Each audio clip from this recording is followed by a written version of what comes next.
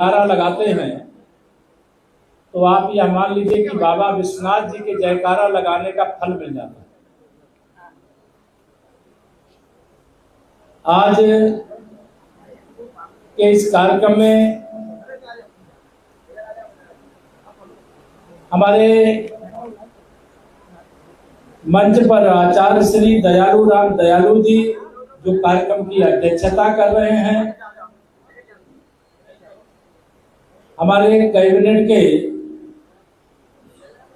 वरिष्ठ साथी जो मैनपुरी के तो माननीय विधायक हैं और प्रदेश सरकार के मंत्री हैं, लेकिन मैनपुरी का भी फिरोजाबाद का भी दोनों जिलों का लगातार ध्यान रखने वाले, काम करने वाले आदरणीय जयवीर सिंह जी, जिला अध्यक्ष भारतीय जनता पार्टी श्रीमान उदय प्रताप सिंह जी, महानगर के अध्यक्ष डॉक्टर सतीश दिवाकर जी, और जिनके साथ आज के कार्यक्रम में मैं शामिल होकर के पुण्य श्लोका लोकमाता अहिल्याबाई होलकर जी के बारे में थोड़ा आप सबके साथ चर्चा कर सकूं, इसके लिए आमंत्रित करने गए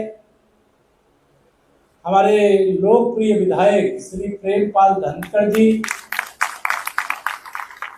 इनका आज जन्मदिन है, सब लोग ताली बजा करके जन्मदिन की शुभकामना दी, बहुत बहुत बधाई आपको। हमारे 2012 में भारतीय जनता पार्टी के केवल 47 विधायक जीते थे, उसमें से एक विधायक आपके इसी जनपद से फिरोजाबाद के विधायक थे मनीष असीजा जी, और मैं भी उस समय कौशाम्बी जिले की सिराथू विधानसभा सीट से जीत करके आया था। तो हम लोग 2012 से साथ सदन में हैं।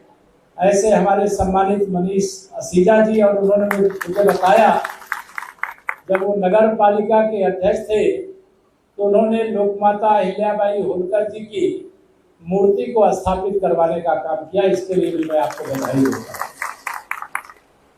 हमारे भारतीय जनता पार्टी प्रदेश इकाई में मंत्री का दायित्व निर्वाह करने वाले आगरा फिरोजाबाद लोकल बॉडी के जो विधान परिषद के सम्मानित सदस्य आगरा से चलकर मेरे साथ आए श्री विजय शिवहरे जी, हमारे सम्मानित श्री ओम प्रकाश वर्मा जी, पूर्व विधायक गण ओम प्रकाश वर्मा जी, श्री हरिओम यादव जी, श्री ममतेश साक्य जी आ भी गए थे आज आने के लिए, साथ में कहने के लिए, श्री मोहन देव संखवार जी, श्रीमान सतीश बघेल जी, श्रीमती सीमा उपेंद्र बघेल जी, और जो शोभा यात्रा के अध्यक्ष हैं होलीलाल बघेल जी, श्री जेपी बघेल जी, और अभी मंच पर काफी देर से आप देख रहे होंगे श्री कृष्णा जादूगर जी, जानते हो आप लोग? है अभी? अच्छा, ठीक है अभी।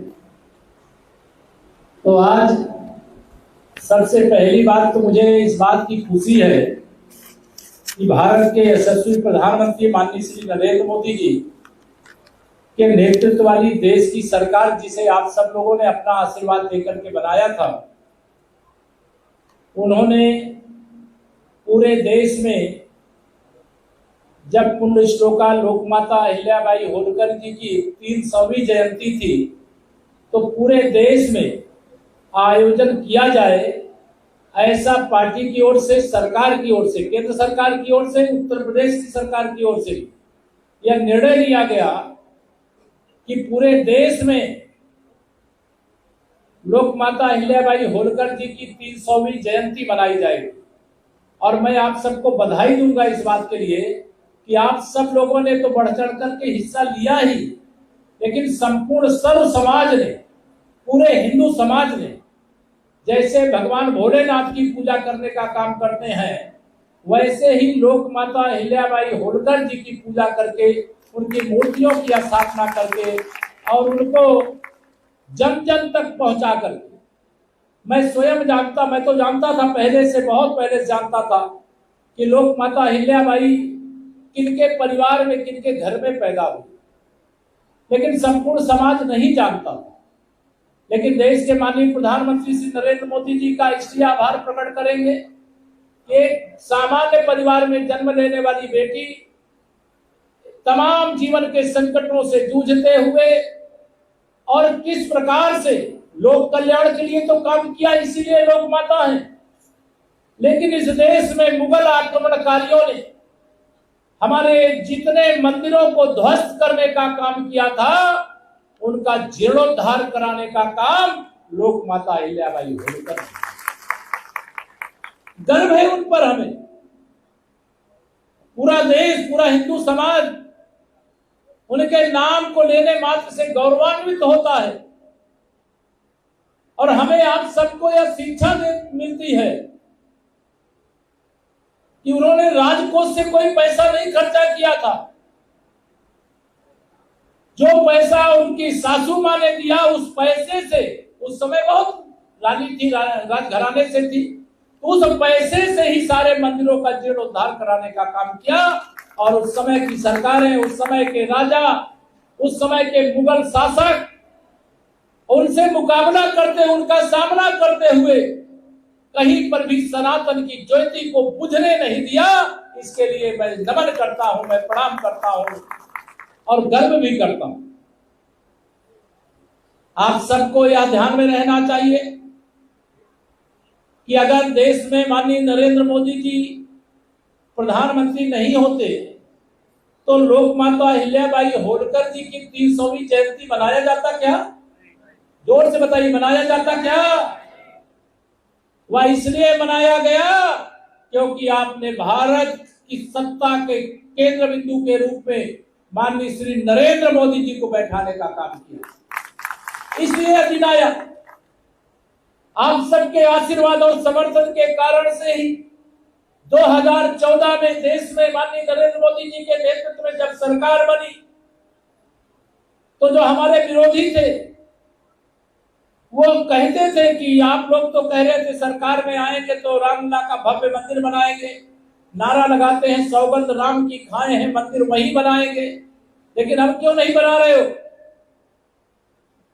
उनको जवाब मिल गया 500 साल बाद माननीय नरेंद्र मोदी जी के नेतृत्व में देश के अंदर और आदरणीय योगी जी के नेतृत्व में प्रदेश के अंदर ये जो डबल इंजन की सरकार थी, 500 साल बाद रामलला का भव्य मंदिर बना करके दिखा दिया कि जो हम कहते हैं वो हम करते हैं। अगर हम लोक माता अहिल्याबाई होलकर के अनुयायी है तो कोई मंदिर अगर विदेशी आक्रमणकारी ने तोड़ा है तो जो छूट गया था 300 साल पहले, उसको भी हम पूरा करके लोक माता को सच्ची श्रद्धांजलि अर्पित करने का काम करें। भव्य मंदिर बन गया। और जिस बाबा विश्वनाथ जी के मंदिर काशी में अभी भी वहां ज्ञान व्यापी मस्जिद बनी हुई है, उस मस्जिद के बगल में जो बाबा विश्वनाथ जी का मंदिर बना हुआ है, उसको भी बनाने सोने की चादर चढ़ी है मंदिर के शिखरों पर, वह भी लोक माता अहिल्याबाई होलकर जी ने चढ़वाया। और आज वहां बाबा विश्वनाथ जी का कॉरिडोर बन गया है। उस परिसर में अगर 1 लाख लोग एक साथ जाएं तो भी आराम से दर्शन करके वापस आ सकते हैं। मैं विश्व हिंदू परिषद का संगठन मंत्री था 14 वर्षों तक। उस समय अगर 1000 लोग एक साथ चले जाएं तो भी बाबा विश्वनाथ जी का दर्शन नहीं कर सकते, लेकिन आज 1 लाख भी चले जाएं तो भी जगह बच जाएगी। इस प्रकार का भव्य स्थान, मंदिर, कॉरिडोर, धाम बना करके तैयार करने का काम किया जा चुका।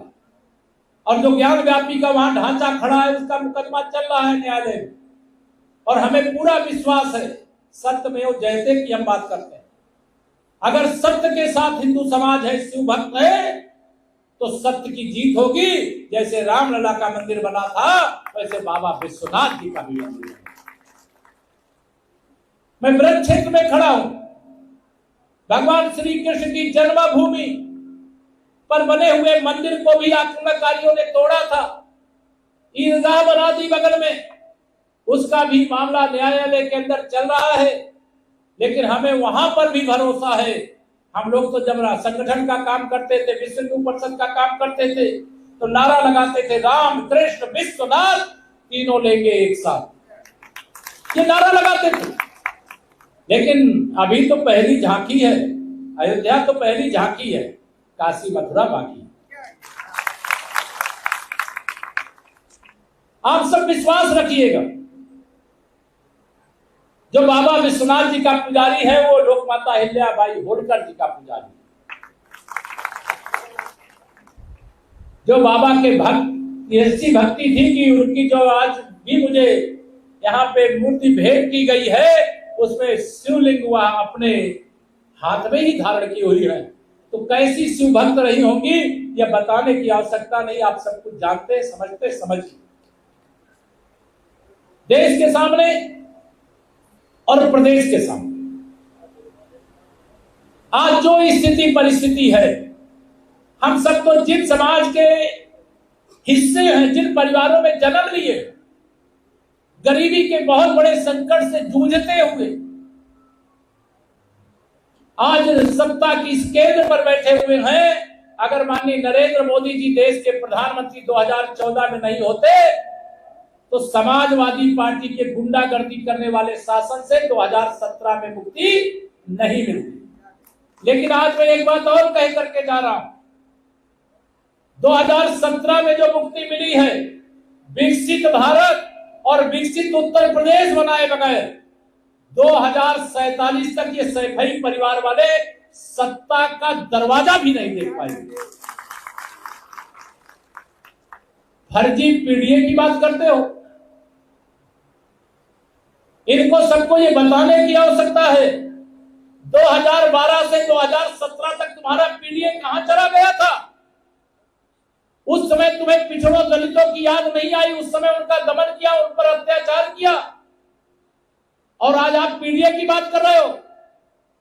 2012 से 2017 तक राम भक्तों पर गोली चलवाने वाले श्री मुलायम सिंह यादव मुख्यमंत्री नहीं थे, श्री अखिलेश यादव आप मुख्यमंत्री थे, आप थे।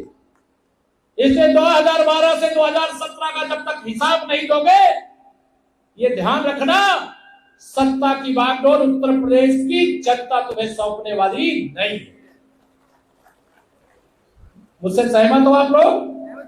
दोनों हाथ रख दो, सहमत हो?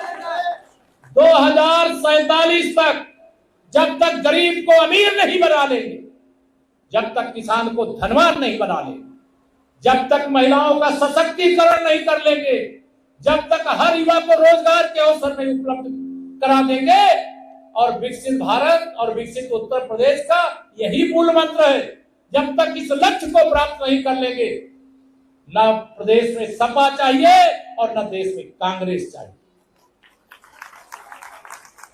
यह आप सब लोग ध्यान में रखना।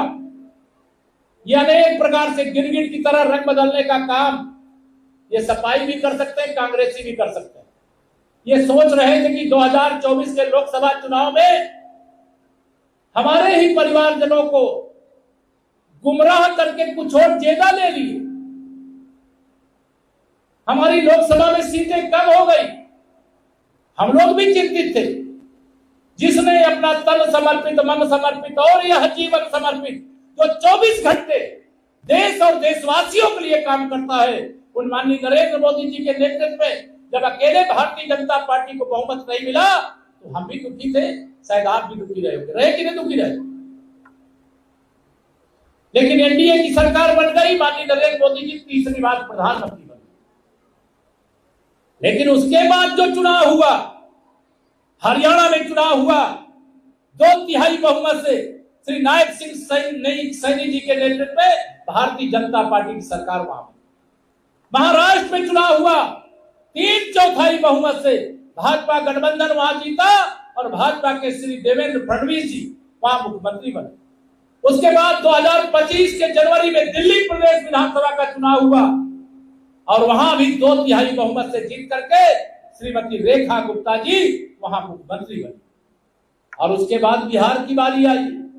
ये सैफई वाले श्री अखिलेश यादव वहां चुनाव प्रचार करने का इनका एक भी कैंडिडेट नहीं था। इन्होंने सोचा रिश्तेदार को जिता देंगे। मैंने कहा तुम्हारे जंगल राज, सपा के जंगल राज और रजत के राष्ट्रीय जनता दल के जंगल राज में कोई अंतर नहीं है।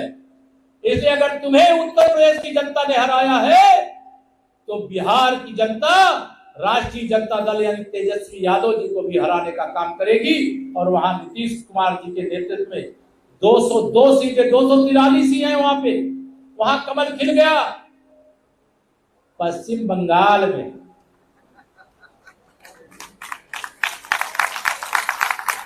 कल्पना नहीं कर सकते थे। मैं भी जा रहा था, मुझे लग रहा था जीतेंगे, लेकिन वह तो जो वहां मुख्यमंत्री थी ममता बनर्जी जी, उसका भी समर्थन श्री अखिलेश यादव जी करने चले गए। इन्होंने आम आदमी पार्टी का समर्थन किया, उसकी नैया डूब गई।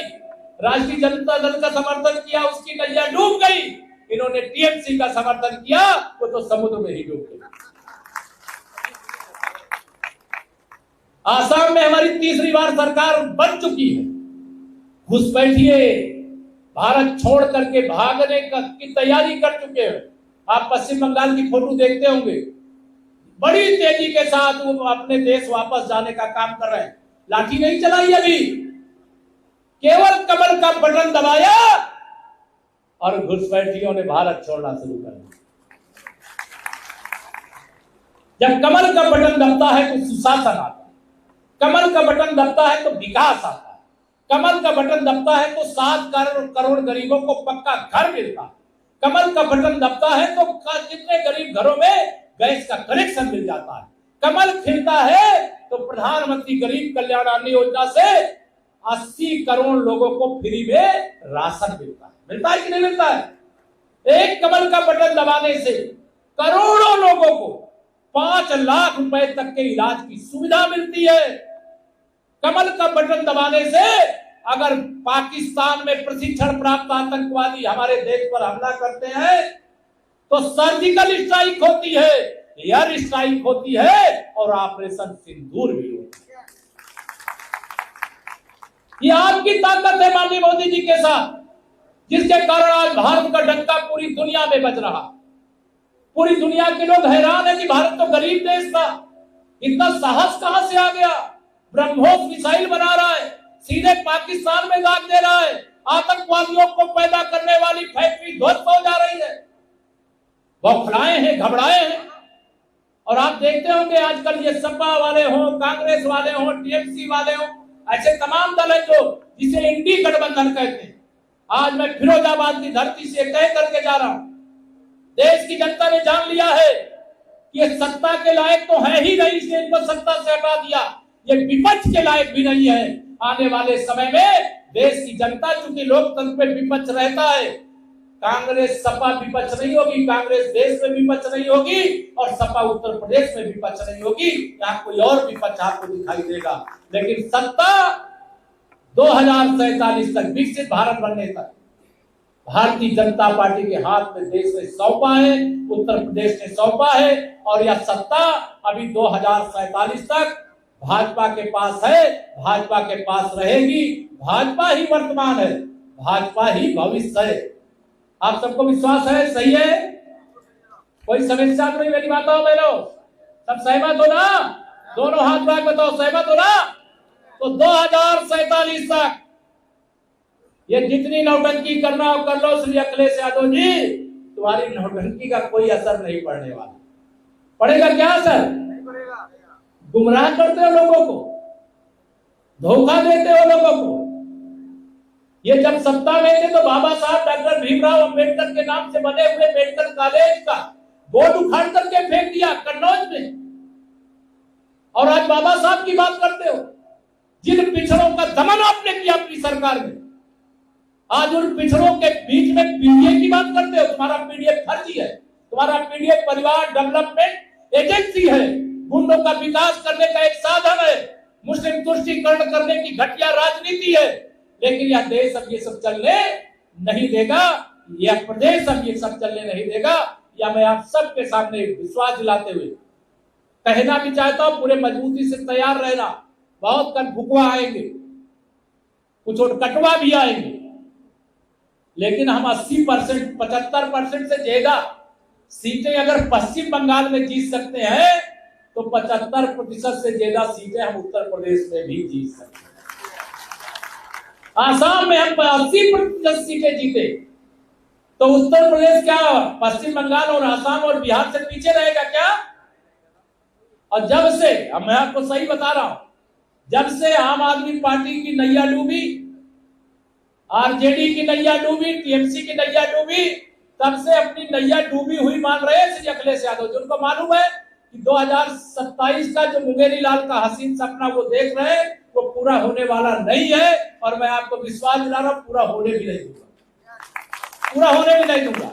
अभी बहुत जल्दी हम लोग 75 जिले हैं, 403 विधानसभा सीटें हैं, पूरे 75 जिले की 403 विधानसभा सीटों में घूमेंगे, जाएंगे, आएंगे आप सबके बीच में, और समाजवादी पार्टी की साइकिल को पंचर करके सही पे भेजवाएंगे। पंचर करोगे कि नहीं पंचर करोगे? तो एक कमल का बटन दबाने से 80 करोड़ गरीबों को भोजन मिलता है, 7 करोड़ गरीबों को पक्का घर मिलता है, 12 करोड़ गरीबों के घर में भी शौचालय बनता है, गुंडा राज खत्म हो जाता है। 2017 से पहले सड़कों का क्या हाल था और 2017 के बाद क्या है? 2017 से पहले बिजली कितने घंटे आती थी, और जब से भाजपा आई है देखिए बिजली जाती है क्या? सपा की सरकार में बिजली आती नहीं थी और भाजपा की सरकार में बिजली जाती नहीं है। ये अंतर है जी, ये सुशासन है।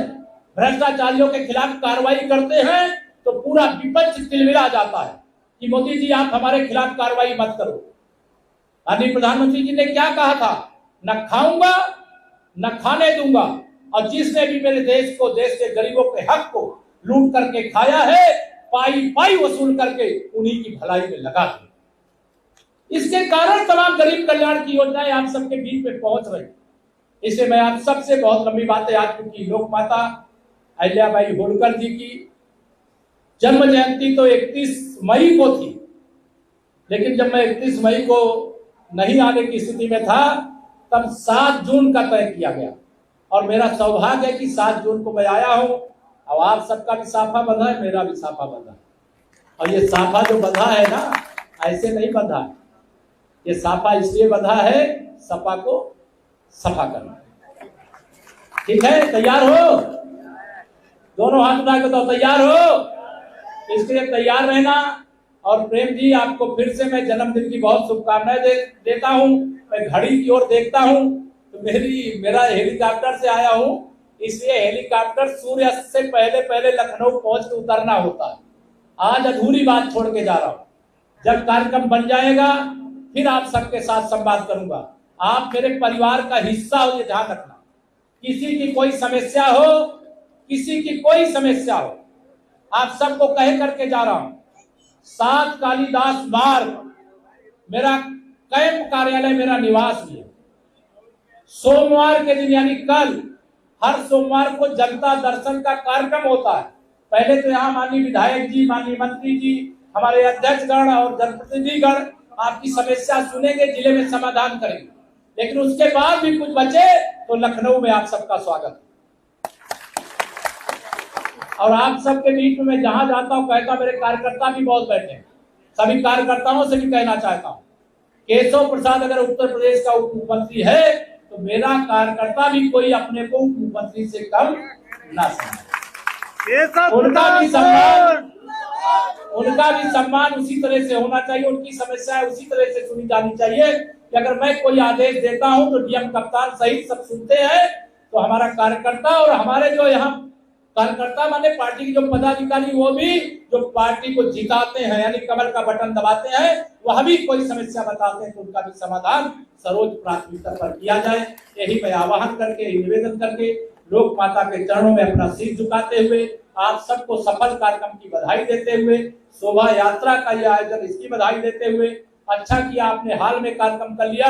नहीं बाहर आज गर्मी थी, लेकिन हम लोग तो आंधी क्या तूफान मिले, चाहे जितना व्यवधान मिले, चाहे जितनी गर्मी होती, हम लोग धूप में भी कार्यक्रम कर सकते हैं। हम तो उस माटी में बने हुए। बहुत बहुत धन्यवाद, सादर प्रणाम।